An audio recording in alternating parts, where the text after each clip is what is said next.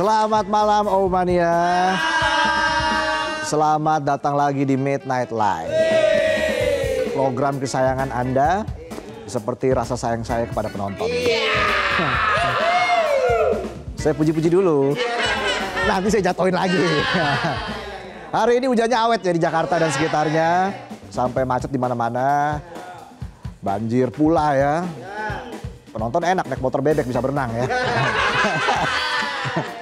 Di mana-mana banjir, nonton TV banjir, lihat medsos banjir, lihat dompet kering, lihat rekening gersang, lihat laut pasang, lihat kamu sayang. Bisa aja panci somai. Ya udah langsung aja kita mulai. Inilah Midnight Live.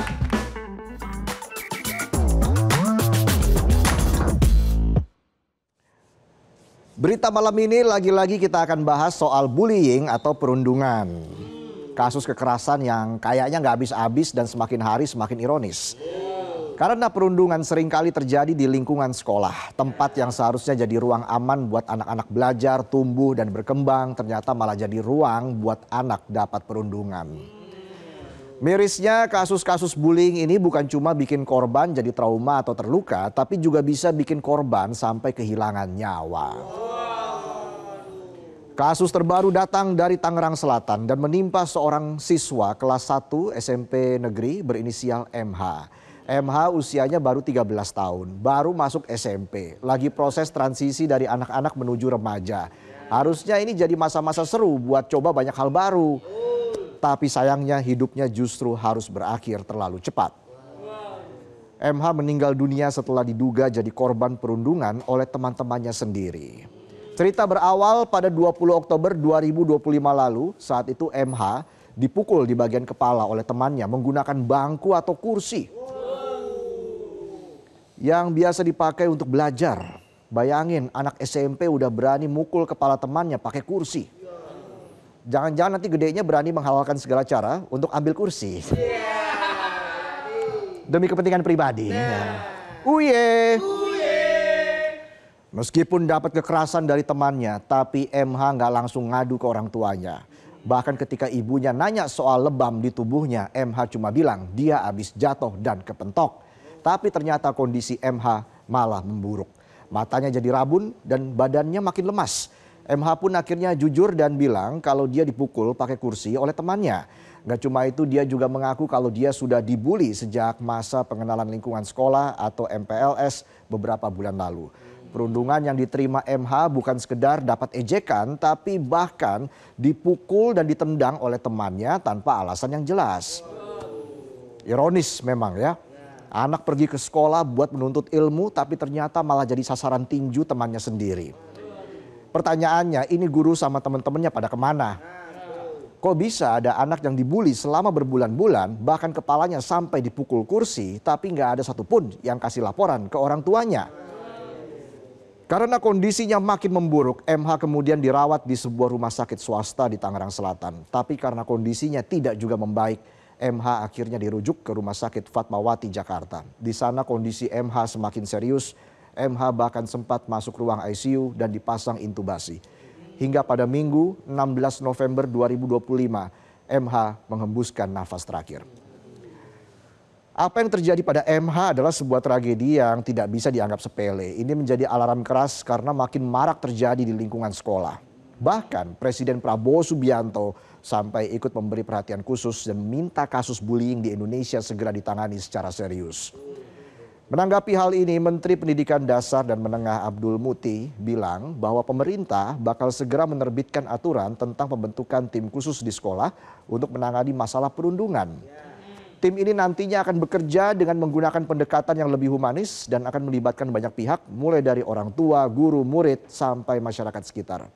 Sementara itu, Ketua DPR RI Puan Maharani menilai situasi ini sudah masuk kategori darurat. Puan pun akan meminta komisi terkait untuk memanggil kementerian dan pihak lainnya untuk melakukan evaluasi secara menyeluruh. Puan juga menekankan setiap bentuk kekerasan tidak boleh terjadi di antara para pelajar, baik di dalam maupun di luar lingkungan sekolah. Dari sisi perlindungan anak, suara datang dari Komisioner KPAI, Diah Puspitarini. Dia menegaskan bahwa kasus yang dialami MH ini harus diproses lewat jalur hukum agar bisa memberikan efek jera bagi pelaku dan mencegah kejadian serupa terulang. Dia juga mengingatkan meskipun pelakunya masih di bawah umur, proses hukum tetap harus dilakukan lewat sistem peradilan pidana anak. Supaya kasus kayak gini nggak mentok di mediasi dan pembinaan internal tanpa benar-benar menyentuh akar masalah. KPAI juga dorong pemerintah buat bergerak lebih cepat lagi dalam menghadapi fenomena bullying yang makin liar dan menyarankan supaya undang-undang sistem peradilan pidana anak direvisi. Polres Tangerang Selatan saat ini memang telah melakukan serangkaian penyelidikan. Kapolres Tangerang Selatan, AKBP Victor Inkiriwang menyebut meski belum menerima laporan resmi, pihaknya sudah melakukan penyelidikan. Polisi sudah memeriksa 6 saksi termasuk dari pihak sekolah. Polisi menegaskan dalam penanganan kasus ini akan bekerja profesional dan membutuhkan kehati-hatian karena melibatkan anak-anak. Polisi juga berkoordinasi dengan sejumlah pihak termasuk dengan Komisi Perlindungan Anak Indonesia atau KPAI. Kasus yang menimpa MH bukan satu-satunya tragedi perundungan yang berujung pada kematian. Di tahun ini saja sudah ada beberapa kasus serupa. Contohnya kasus yang menimpa ABP, siswa SMP di Grobogan yang meninggal pada 11 Oktober setelah diduga jadi korban perundungan. Saat itu ABP dilaporkan kerap diejek oleh teman-temannya hingga akhirnya terjadi perkelahian saat jam istirahat. Hasil otopsi menunjukkan ada penggumpalan darah di otak, memar di kepala, dan patah tulang di bagian leher. Semua itu diduga akibat benturan benda tumpul. Di Kabupaten Indragiri Riau, siswi kelas 2 SD meninggal dunia setelah diduga kerap dirundung oleh kakak kelasnya. Bayangin anak kelas 2 SD, usianya paling baru 8 tahun. Kerap diejek dan dipukul oleh kakak kelasnya yang sama-sama masih anak SD. Dan jangan lupa bullying gak cuma bikin luka fisik tapi juga bisa menimbulkan tekanan mental luar biasa terhadap korbannya. Contoh di Sukabumi, siswi kelas 2 SMP inisial AK memilih mengakhiri hidupnya dengan cara gantung diri. Di lokasi ditemukan secarik surat yang ditulis tangan langsung oleh AK yang menyebut bahwa dia memilih mengakhiri hidupnya karena tidak tahan lagi dengan perundungan di sekolah yang diterimanya. Dan masih lekat diingatan kasus Dr. Aulia, peserta PPDS di Universitas Diponegoro yang diduga bunuh diri akibat tekanan berlebihan dan perundungan selama menjalani pendidikan. Kasus demi kasus perundungan yang terus terjadi pertanda kalau Indonesia sudah darurat perundungan. Kematian MH yang diduga akibat perundungan harus jadi tamparan keras bagi semua pihak. Kekerasan pada anak tidak lahir dalam ruang hampa. Kekerasan pada anak itu sebenarnya adalah cerminan dari lingkungan sekitar. Perundungan yang kian meningkat adalah hasil dari kegagalan sistemik pada 3 pilar utama perlindungan anak. Keluarga dan juga sekolah dan negara. Jika keluarga memiliki fondasi yang rapuh, jika sekolah terus menjaga reputasi di atas keselamatan, dan jika negara hanya mengeluarkan regulasi tanpa ada implementasi nyata, maka jangan heran kalau perundungan akan terus berkembang liar. Jika negara tidak segera bertindak, maka tragedi akan terus berulang. Anak-anak harus diselamatkan sekarang juga. Mungkin ini saatnya kita berefleksi, apakah jangan-jangan selama ini sebagai masyarakat, kita tanpa sadar telah membiarkan budaya kekerasan tumbuh subur di sekitar kita. Kita membiarkan ejekan dianggap wajar, kekerasan kecil ditertawakan, dan korban diminta untuk sabar atau lebih kuat. Bullying bukan hanya soal individu, ini masalah sosial. Selama kekerasan dan ejekan kecil diberi ruang, selama korban merasa harus diam, dan selama pelaku tidak memahami konsekuensinya, siklus ini akan terus berulang. Kita tidak tahu isi hati orang lain. Bisa jadi apa yang menurut kita bercanda malah bikin orang lain kecewa. Tapi jujur, penonton merasa dibully nggak kalau saya bahas soal utang terus ya? Hah? Emang bener. Oke. Jangan sampai saya tiap bulan baca berita soal bullying. Sudah saatnya segala bentuk perundungan diselesaikan melalui jalur hukum yang tegas. Tidak boleh ada toleransi untuk pembuli. Berikan sanksi yang tepat agar ada efek jerah bagi pelaku. Jangan lagi hanya berhenti pada permintaan maaf atau mediasi tanpa solusi. Karena setiap tindakan bully, baik yang bersifat fisik maupun verbal, dapat menimbulkan dampak psikologis hebat. Bahkan bisa menyebabkan kematian. Resikonya nggak main-main. Sekolah juga jangan sampai menutup mata hanya karena khawatir merusak citra atau kredibilitas sekolah. Kalau ingin menjaga nama baik sekolah, jangan jadikan kata stop bullying hanya sekedar jargon di poster. Sekolah harus menciptakan sistem perlindungan dari perundungan. Ini semua demi mewujudkan generasi penerus bangsa yang memiliki empati dan hati nurani. Itulah tadi sajian pembuka kami di Midnight Live. Kami akan kembali dengan sejumlah informasi lain ya. Karena hari ini hari Selasa, ada sebat Selasa baca komentar. Dan juga akan hadir di Midnight Live bintang tamu kita Mario Geklau. Pokoknya hari ini banyak hiburannya ya.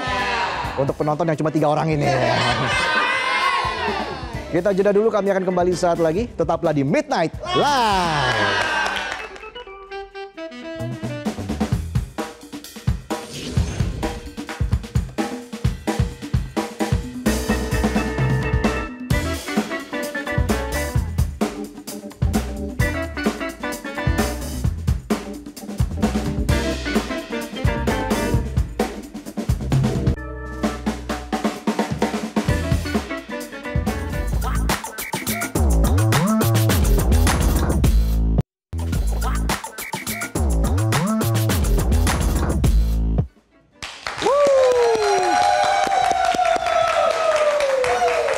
Kembali lagi di Midnight Live. Aumania, mana suaranya? Au.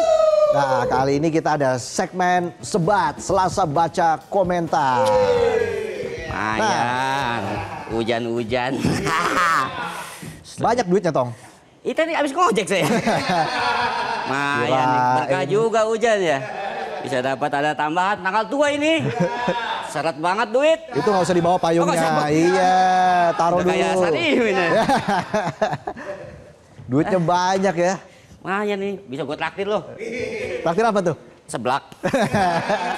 Udah ke Paris ya. Ke Bali. Aduh, ini juga minjem tadi. Yang cepet dari mertua saya. Lumayan. Buat isi bensin. Naik motor bebek saya. Bisa berenang dong? Gak bisa.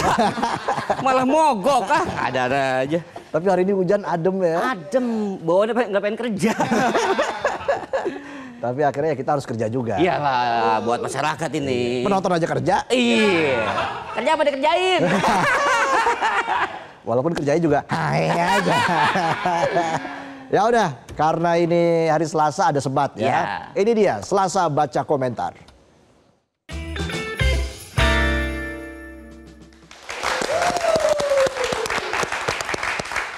Nah, temanya hari ini apa nih, Tong? Kita lihat nih temanya. Oke. Nih.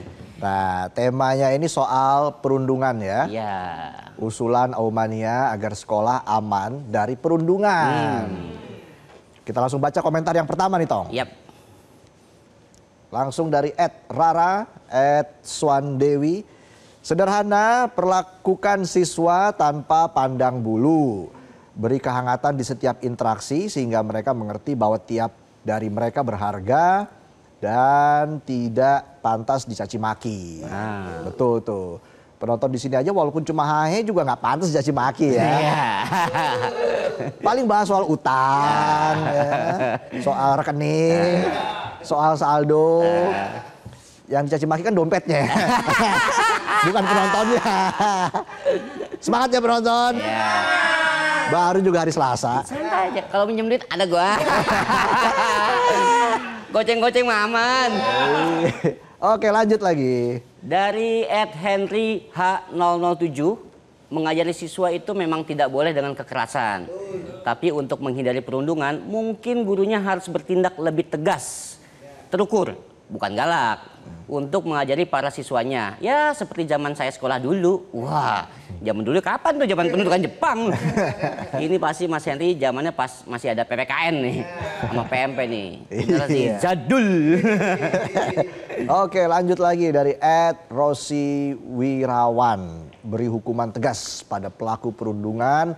Hukuman yang tegas dapat menjadi contoh untuk semua pembuli agar mereka tidak melakukan bully lagi. Karena ada hukuman yang menanti mereka kalau mereka melakukan bullying. Jangan sampai pelaku bullying tidak dihukum tegas hanya dengan alasan klise dia anak masih di bawah umur. Tidak ada pengecualian untuk bullying, pelaku harus diberi hukuman yang tegas sehingga tidak ada lagi korban-korban bully. Selama pelaku tidak mendapat hukuman yang tegas, ya bully akan terus berlanjut. Karena buat mereka nggak ada hukuman yang berarti dari perbuatannya. Stop bullying, yes bener tuh. Stop bullying, stop kekerasan di sekolah. Ya. Lanjut lagi Tong. Dari @fauzan_islami. Kalau sekolah mau bebas bullying, satu hal penting dulu nih. Berhenti menyalahkan game online. Karena pelaku bullying itu bukan karakter Mobile Legend yang turun dari Land of Dawn. Itu ya dari manusia dan dari sekolah kita juga. Jadi solusinya jangan cuma blokir game online saja. Lebih baik ajari anak cara mengelola emosi. Punya aturan tegas, stop soal bullying. Ajak siswa bikin kampanye kreatif anti bullying. Karena memblokir game untuk mengatasi bullying itu seperti mematikan lampu supaya rumah kelihatan bersih. Bersih enggak, gelap iya. Masalahnya tetap masih ada. Wah, ini bocah-bocah epic nih. Apa udah mitik nih Bang Fauzan nih? Pasti suka pakai nana ya. Lempar boneka jadi kelinci deh ya. Oh main Mobile Legends juga Tong? Main dong. Udah mitik? Mitik honor ya. Mitik honor. Nggak ada tapi duitnya. Oke lanjut lagi dari @016.mdl. Yang bully tandain aja namanya sama HRD tempat kerja dan bidang akademik di universitas. Contoh tuh Korsel yang kemarin-kemarin menolak 45 pelajar yang dulunya pernah jadi tukang bully. Kalau diterapin di Indonesia dijamin kapok tuh. Ngeri juga Korsel ya. Kalau Otong kan Jaksel ya. Anak Jaksel. Jaksel Selatan. Lihat aja tuh, sepatu, celana, jaket. Minjem semua ya. Minjem semua. Jadi nggak jadi kesenopati nih kalau dikasih tahu duluan. Lanjut. Dari @bv_universe official.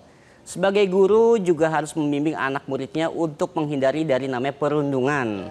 Lingkungan yang terbuka dan komunikasi yang baik antara guru, siswa dan juga orang tua siswa supaya dikoordinasikan dengan baik tanpa kekerasan. Karena sekolah harus menjadi tempat aman untuk dihargai, dilindungi dan juga tempat murid untuk meraih cita-citanya. Benar sekali, sekolah kan jadi tempat menuntut ilmu ya. Kalau penonton banyak nuntutnya. Ciao. Lanjut lagi dari @itsme.yan. Wah, itsme.yan kayaknya sering kasih komen ya. Kasih komen, kita tayangin terus lagi. Guru yang paling terutama sih sebagai seseorang pendamping untuk murid-murid apabila salah satu dari mereka mendapatkan laporan kasus perundungan baik itu dari korban maupun pelakunya. Jangan anggap perundungan sebagai kenakalan biasa. Guru harus jadi mata yang tajam dan telinga yang sensitif serta memastikan setiap laporan ditanggapi dengan serius, bukan diselesaikan secara kekeluargaan yang malah merugikan korban.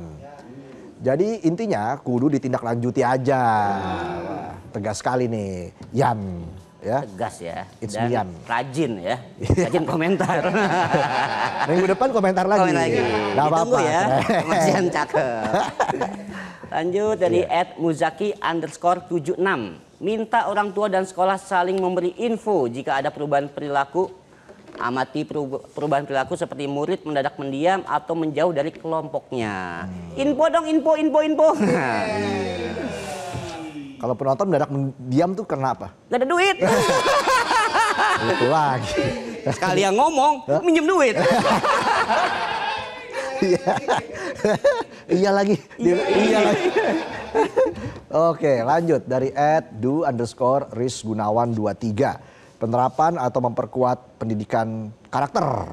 Itu penting. Pengawasan dari guru dan orang tua dan juga apabila memungkinkan sekolah mulai pertimbangkan adanya seorang psikolog. Walau mungkin bakal keluar biaya dan sejenisnya, tapi opsi ini bisa dipertimbangkan. Sampai sekarang kayaknya masih ada guru BK ya namanya ya. Dulu kalau dipanggil guru BK, wah bawaannya ser-seran. Deg-degan. Deg-degan. Kan deg-deg Kita apa yang salah ya, rambut udah pendek gini. Kos kaki sebelah salah. Makanya kos kaki hitam putih. Iya. Lanjut lagi. Dari @panskyless. Perlu wajib ada pengawasan dari guru agar kasus bullying bisa diminimalisir. Tapi bukan berarti guru pelototin siswanya seharian juga sih. Wek. Wah, itu ngikutin aja tulisannya. Capek juga melotot seharian gini. Pegel ya? Pegel malah kagak ngajar, melototin. Oke, dari Fajar Haikal, jadikan sekolah sebagai rumah yang menyenangkan dan aman bagi murid dengan peran aktif dari guru, terutama guru BK. Untuk guru, perlakukan murid Anda seperti anak Anda sendiri. Semoga dengan adanya komunikasi yang baik tercipta lingkungan belajar yang kondusif. Tetap sabar dan semangat bagi guru di seluruh Indonesia. Ada hashtag nih, Journey with Empathy. Minggu depan ulang tahun Metro TV. Ulang tahun, aduh, gak sabar niup lilin. Pokoknya semangat terus buat guru-guru di Indonesia, semangat mertua dan ibunya Otong juga. Iya. Mertuanya Otong kan guru juga ya? Iya, semoga naik gaji guru-guru di Indonesia ya. Pantesan. Ada maksudnya juga ya. Iya. Terus? Ya udah. Jangan lagi sibuk. Oh, lagi sibuk ya? Nggak nonton? Nggak nonton. Jam 3 bangun nih masak. Tapi di grup WA udah rame dong. Udah rame nih. Ada ya. Dari @adeljovi_18. Sebagai guru, usulan yang paling mendasar agar sekolah aman dari perundungan adalah memperkuat pendidikan karakter, membangun budaya saling menghargai, dan memastikan setiap kasus ditangani tegas tanpa pengecualian. Lingkungan yang terbuka, komunikasi yang baik antara guru dan siswa, serta pengawasan yang konsisten juga sangat membantu mencegah terjadinya perundungan. Objektifnya, sekolah harus hadir sebagai ruang aman di mana setiap siswa merasa dihargai dan dilindungi. #Journey with Empathy. Mantap Adel. Mantap. Adel Jovi. Jovi. Wih. Dan selanjutnya ini yang terakhir nih. Rian Faidil _481. Tiap beberapa bulan sekali adain pertemuan seluruh siswa ortu buat evaluasi bareng masalah-masalah yang dialami biar dicari bersama solusinya. Nah ini Indonesia banget nih, musyawarah. Ya. Pokoknya stop bullying, stop kekerasan di sekolah. Kita berikan tepuk tangan untuk para Aumania. Aumania, thank you. Yang sudah memberikan komentar. Ngetiknya panjang-panjang loh Tong. Panjang itu. Anak magang juga ngetiknya panjang juga. Tinggal kopas doang. Ya itulah tadi Sebat Selasa Baca Komentar. Dan di segmen selanjutnya akan hadir seorang musisi tanah air yang tentunya sudah tidak asing lagi. Mario Geklau akan hadir di Midnight Live. Jadi kita jeda dulu, kami akan kembali sesaat lagi. Tetaplah di Midnight Live.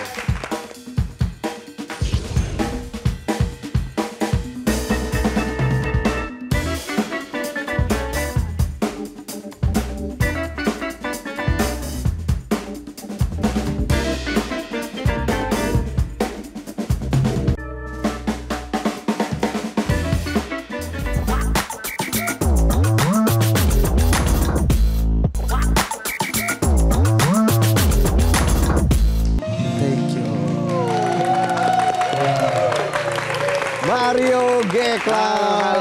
Halo. Salam kenal, saya Reza. Salam kenal, saya Mario. Selamat datang di Midnight Live. Terima kasih banyak. Boleh kasih tepuk tangan sekali lagi untuk Mario Geklau. Silakan duduk Mario. Wow. Apa kabar Mario? Kabar baik, baik banget. Kita ajak begadang ya malam ini. Begadang, boleh. Udah sering sih. Udah sering begadang. Tapi kalau biasanya tidur paling malam jam berapa Mario? Mungkin karena gara-gara studio kali ya. Studio jam 2, jam 3. Kalau ada kerjaan yang deadline-nya udah dekat ya, maksa begadang. Oh, sama kayak kita ya. Kalau kayak penonton juga ya. Paling sampai rumah jam 2, jam 4 baru tidur ya. Untungnya kerjanya di rumah juga. Oke, Iya. jadi di rumah juga. Betul. Tapi itu nggak mengganggu kesehatan. Suara kan apalagi sangat penting bagi seorang penyanyi. Sebenarnya kita tahu aja kan kalau begadang mah sebenarnya mengganggu juga kesehatan kan. Jadi balasnya kayak kalau emang besok nggak ada jadwal apa-apa tuh tidur bener-bener bed rest, bener-bener tidur tuh. Tapi sekarang lo sesibuk itu ya? Sebenarnya sibuknya tuh sibuk karena apa namanya? Karena lagu. Karena lagu? Iya. Oke. Banyak kayak teman-teman yang minta lagu kayak gitu-gitu. Oke. Jadi deadline dari kayak beberapa label butuh lagu dari Mario nih. Ya udah. Mau nggak mau. Dan akhirnya terciptalah lagu Pulanglah. Terciptalah lagu Pulanglah. Ini proses terciptanya seperti apa Mario? Lagu Pulanglah ini prosesnya nggak lama sih, sebulan ya hampir 2 bulanan lah. Bikin lagu ini dari Oktober kalau nggak salah. Oke, Ya, termasuk Oktober. cepat ya? Lumayan.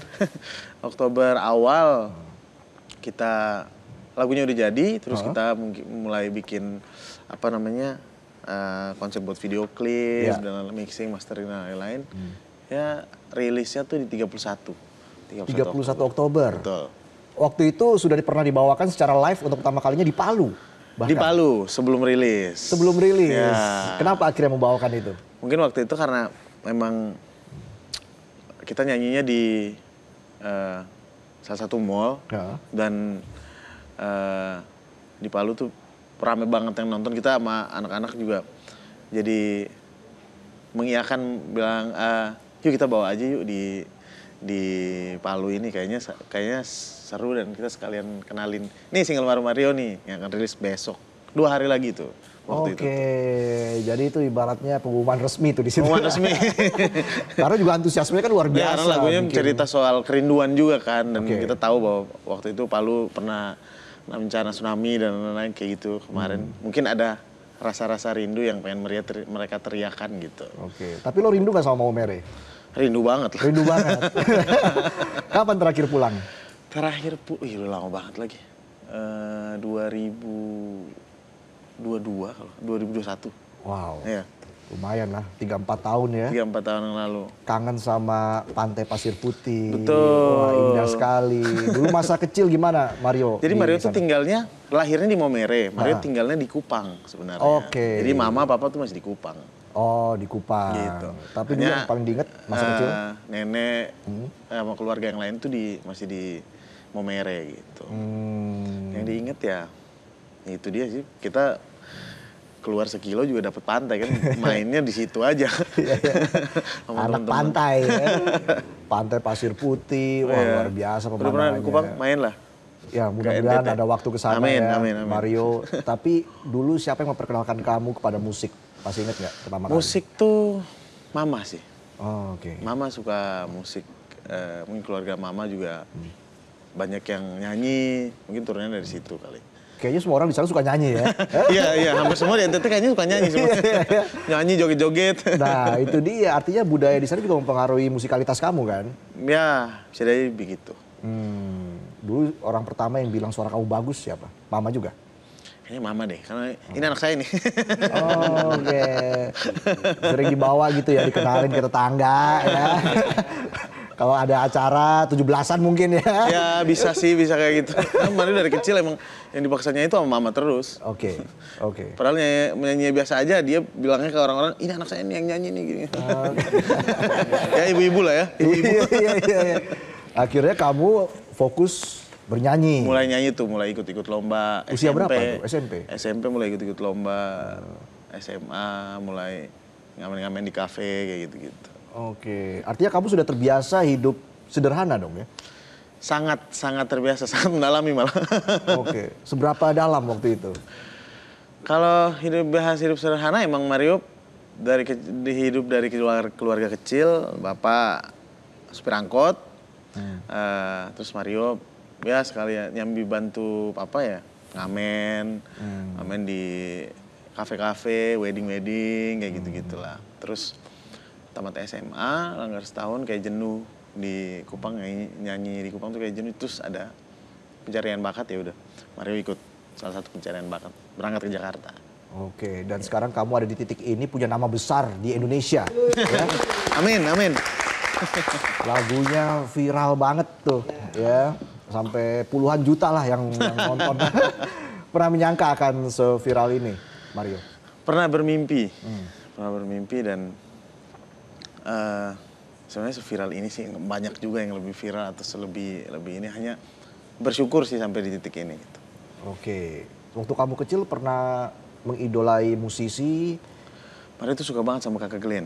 Oke. Nah, suka banget, selalu mendengarkan karya-karya dia, selalu jadi dulu kayak soalnya kalau kecil tuh kita kan di Kupang kan TV susah kan. Iya. Kalau mau nonton apa-apa, jadi mulai SMP lah, SMP, SMA dan kayak gitu baru lihat ada Glenn Fredly nih. Itu bikin kamu yakin untuk Ya, jadi seorang musisi? motivasi sih. Motivasi. Oke, pernah nggak mengalami titik terendah dalam hidup kamu selama meniti karir sebagai musisi? Wah, kalau titik terendah pernah. Beres dari The Voice itu pernah apa ya? Bahasanya pernah lapar banget lah. Tambah COVID lagi kan kita. Oke. Kan tambah COVID waktu itu datang di Indonesia dengan begitu meriahnya. Jadi mungkin bukan ke Mario aja sih, hampir ke teman-teman musisi juga paling ngerasain itu juga sih. Dan itu benar-benar merasa susah di rantau gitu. Hanya pilihan untuk pulang kembali itu nggak ada untungnya. Jadi memang fight terus di rantau, fight terus. Untungnya waktu itu kita udah tahu YouTube. Oke. Udah tahu, oh di YouTube nih kita bisa kerja gitu loh. Oh. Kita bisa kerja dan itu cukup membantu kita sih gitu. Oke. Bagaimana kamu bisa melewati proses seperti itu dihantam badai COVID ya? Tentunya job juga sedikit ya waktu itu. Malah ya? nggak ada malahannya. Nggak ada. Nggak ada. Karena Gimana kamu bisa melewati nggak boleh proses acara. itu? Mungkin satu teman-teman yang kita tuh kontrak rumah lah. Kontrak salah satu rumah di Bandung. Tinggalnya ramean dan benar-benar mereka pun yang di situ nggak mau balik, ya udah lapar bareng. Yang lain yang ada rumah di Bandung bawa makanan ke sini, kita makan bareng-bareng, ya lapar ya udah lapar aja. Lapar sama-sama mereka, jadi kayak wah ini orang-orang perasaan ada rumah di sini tapi masih mau tetap sama Mario di sini, dan semangat itu yang Mario kayak ini nggak boleh pulang nih. Kayaknya ada maksud nih di depannya, ada apa nih gitu. Oke, udah ada firasat seperti itu ya. Karena ada teman-teman sepenanggungan lah istilahnya ya. Bikin kita juga merasa termotivasi pastinya kan. Saling apa ya? Saling support. Dan akhirnya kamu bounce back itu di momen seperti apa? Mario Mario YouTube-nya ini. YouTube-nya monetisasi. Dan bisa dibilang itu cukup membantu Mario dan teman-teman yang ada di situ. Jadi kita kayak di saat itu monetisasi kita makin semangat gitu loh. Ya udah yang lain tuh ayo kita konten lagi, kita bikin konten sebanyak-banyak. Jadi kita tuh bisa waktu itu tuh kita bisa bikin konten tuh sehari bisa 15 konten. Apa aja kontennya? Nyanyi aja? Nyanyi cover, kita cover. Oh cover? Ya, kita cover dengan lagu-lagu Indonesia, lagu-lagu luar, lagu-lagu senior-senior yang ada di Indonesia kayak begitu. Kita cover. Habis itu mulailah rilis single, ada tabungan dikit, kita pakai buat beli alat, kita tambah lagi alat yang kita butuhin apa, kita kumpulin buat produksi lagi yuk, single kayak gitu-gitu. Akhirnya kamu bisa menulis lagu, nah itu prosesnya gimana? Kalau nulis lagu dari Mario selesai The Voice, dari SMA sih nulis. Oh dari SMA udah nulis? Ya dari SMA udah nulis, terus masuk yang waktu Mario tinggal di Bandung, beberapa ada label yang percayain Mario buat waktu itu tuh Lyodra butuh satu lagu di albumnya. Butuh satu lagu di albumnya. Kurang satu lagu dan Mario kasih lah salah satu lagunya Mario. Dan waktu puji Tuhan lagu itu naik. Itu yang bikin kayak wah satu batu loncatan lagi nih buat Mario nih. Oh banyak ada yang minta lagi lagu ke Mario, ada yang minta lagi lagu ke Mario. Jadi dari pesan terakhir sih lagu itu tuh. Dari lagu pesan terakhir bisa bantu Mario sampai titik ini. Orang lain banyak percaya gitu. Sampai di titik ini kamu merasa masih lapar, ya istilahnya lapar, atau memang lebih banyak bersyukur dan menerima? Lapar sih enggak, saya nggak mau berhenti. Terus ya? Lapar, jadi lapar tuh nggak dilupain gitu loh. Itu sebagai, malahan dia jadi fondasi gitu loh. Kita nggak boleh, bukan nggak boleh, kalau bisa jangan sampai kayak kemarin lagi. Oke. Gitu. Tapi sekarang justru lapar akan prestasi. Ya. Itu harus tetap ada ya. Ya betul, itu jadi semangat tuh. Iya. Tentunya proses yang panjang ya Mario. Dan sepertinya juga banyak pembelajaran yang kamu dapatkan. Banget. Dari berapa tahun berkarir sejauh ini? Tahun depan kayaknya 10 tahun. 10 tahun berkarir, 10 tahun. Keren. Wow, 10 tahun berkarir tentunya bukan hal yang mudah ya. Lumayan. Jatuh bangun, jatuh ketindis, bangun lagi. Tapi sekarang lebih banyak bangunnya dong ya. Ya, bisa tegak lah gitu. Kamu ingin diingat sebagai siapa nanti ke depan? Sebagai teman. Sebagai teman. Sebagai teman. Kenapa sebagai teman? Sebagai teman yang temanin waktu kalian mau tidur.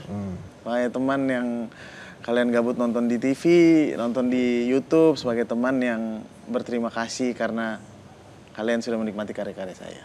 Wits. Bagaimana menjaga konsistensi di dunia hiburan saat ini, Mario? Kamu kan bisa dibilang ya salah satu musisi yang konsisten pastinya. Hingga akhirnya bisa ada di titik seperti ini. Ya itu karena Mario selama ini produksi sendiri kan. Jadi emang benar-benar apa yang terjadi di sosial media, apalagi trennya apa, ya kita ngejaganya dari situ gitu loh.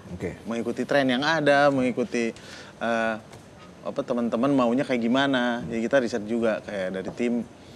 Oh, 2025 nih lagi kayak gini-gini nih. Nah, kita menjaganya ke situ ya. Karena kita mungkin wadah promo pure YouTube Mario doang kan. Jadi ya kalau riset harus benar-benar sih. Iya, iya. Promo di Midnight Live juga bisa. Nah hari ini terima kasih banyak nih. Oh sama-sama. Kita juga berterima kasih banyak Mario. Dan Mario juga akan tampil sekali lagi. Keren kan? Itu dia. Harapan terbesar buat karir kamu ke depan, terakhir Mario? Harapan terbesar semoga bisa masih tetap dan selalu menghibur banyak orang dan mungkin jadi berkat buat banyak orang. Sukses selalu Amin. Mario untuk karir kamu. Sehat selalu ya Mario. Amin, amin, amin.